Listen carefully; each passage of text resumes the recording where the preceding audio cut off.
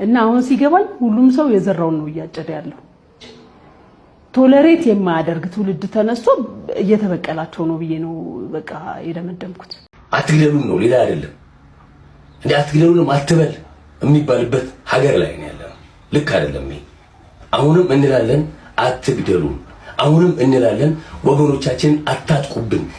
ለዛው ንጹህ አርፈው የተቀመጡ ወገኖች ምንም የማያውቁ ፈጣሪያቸውን የሚያመልኩበት ቤተክርስቲያን ተቃጥሏል። እዚህ አሁንም ኢትዮጵያን ወገኖቻችንን አትንኩብን፣ አትግደሉብን እባካችሁ ገዳዮች፣ ተራችሁ ደርሶ ትሞታላችሁ። ይሄ ሀቅ ነው። እንግዲህ ዝም ማለት ከገዳዮች ጎን መቆም ስለሆነ መተናል። እንግዲህ ለሟቾች ነፍስ ይማር ነው። እንግዲህ ተራቸው ደርሶ የሚሞቱ ሰዎች ዛሬ ንጹሃን ሰዎች ጨፍጭፈዋል። እንግዲህ ያው የምናውቀው ነገር ነው። ቤተክርስቲያን ተቃጥላለች።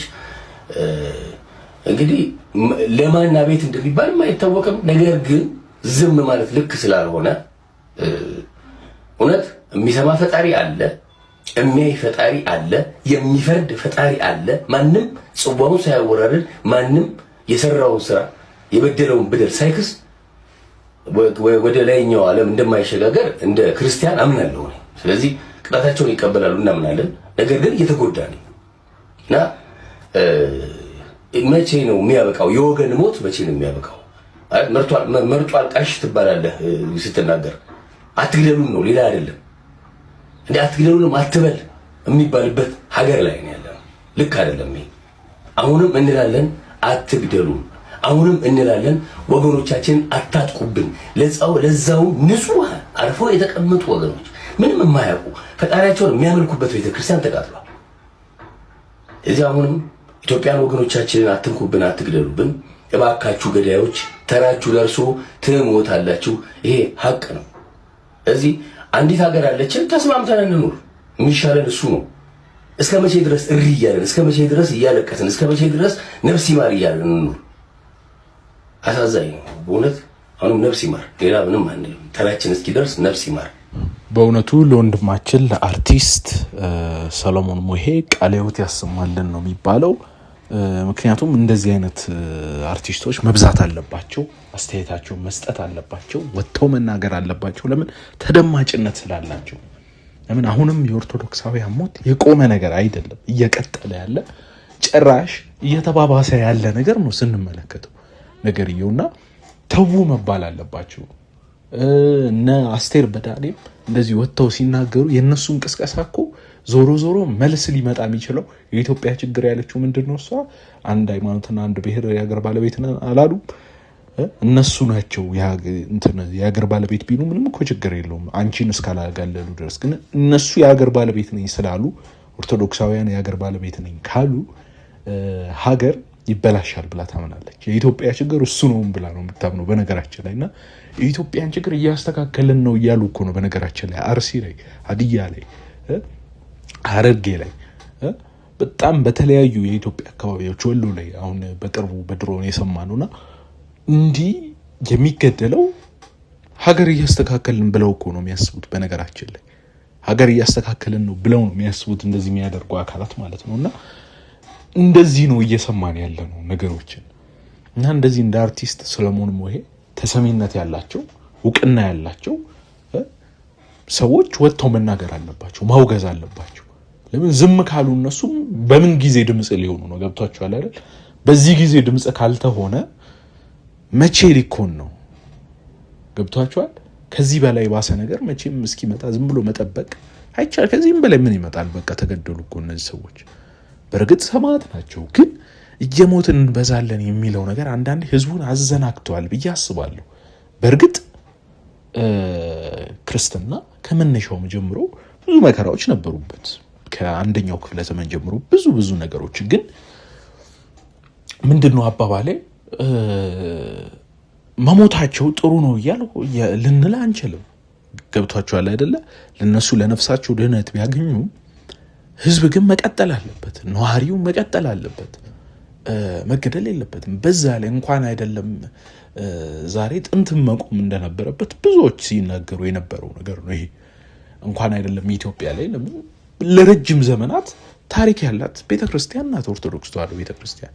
ከእስልምናም በፊት ከፕሮቴስታንት ከካቶሊክ በፊትም ታሪክ ያላት ረጅም ዘመን ታሪክ ያላት ቤተክርስቲያን ናት። እቺ ቤተክርስቲያን የረጅም ዘመን ማለት ነው። ከ4ኛው ክፍለ ዘመን ጀምሮ በመንግስት ሃይማኖትነት ከዛም በፊት በከፊሉ ነበረች፣ ግን በመንግስት ሃይማኖትነት ለ1600 ለ1700 ዓመታት በመንግስት ሃይማኖትነት ስታገለግል የቆየች ሃይማኖት ናት እቺ ቤተክርስቲያን።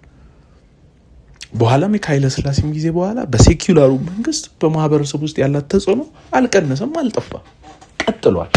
ዛሬ ግን እና አህመዲን ጀበል ይመጡና እኛ ነን የተቀበልናችሁ የሚል ትርክት ለመስራት እየፈለጉ የሚገኙት ጭራሽ ብለው ሌሎች ደግሞ የላሊበላ ውቅር አብያተ ክርስቲያናት ራሱ መስጂዶች ነበሩ የሚል ትርክት ይዘው የሚመጡ ሰዎች አሉ።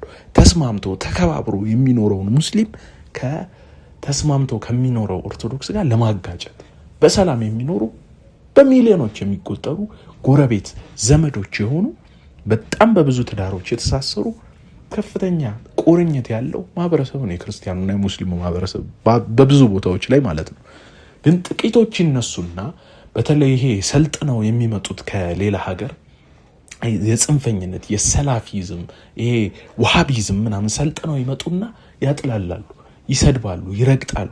ከዛ ይህንንም ብለው ለፕሮቴስታንቱም ያስተምራሉ። ፕሮቴስታንቱም በአንድ በኩል ጥላቻ ያለው በዚሁ እየተሰማራ እየገፋ ነው መሄደው ቤተ እምነቱን ኦርቶዶክስን እያጥላላ እየገፋ እየረገጠ እሷን ማጥፋት የእግዚአብሔርን ስራ መስራት አድርጎ የሚያስብ ማይም እየተፈጠረ ነው የሚሄደው።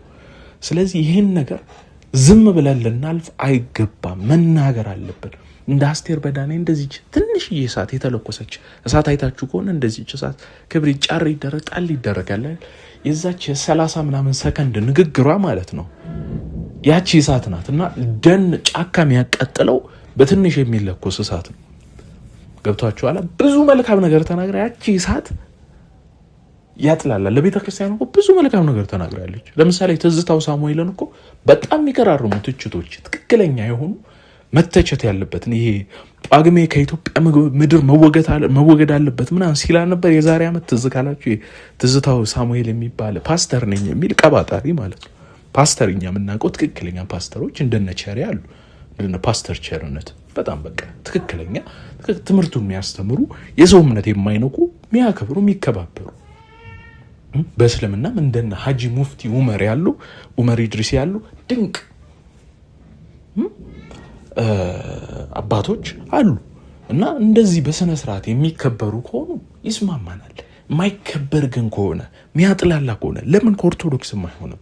አንዳንዴ እኮ በቤተ ክርስቲያን ውስጥ መሽገው ራሱ ህዝብ ለህዝብ የሚያጋጩ አንዳንዶች ሞልተዋል። እና አንቀበልም፣ እኛም እነሱን አንቀበልም እኛም።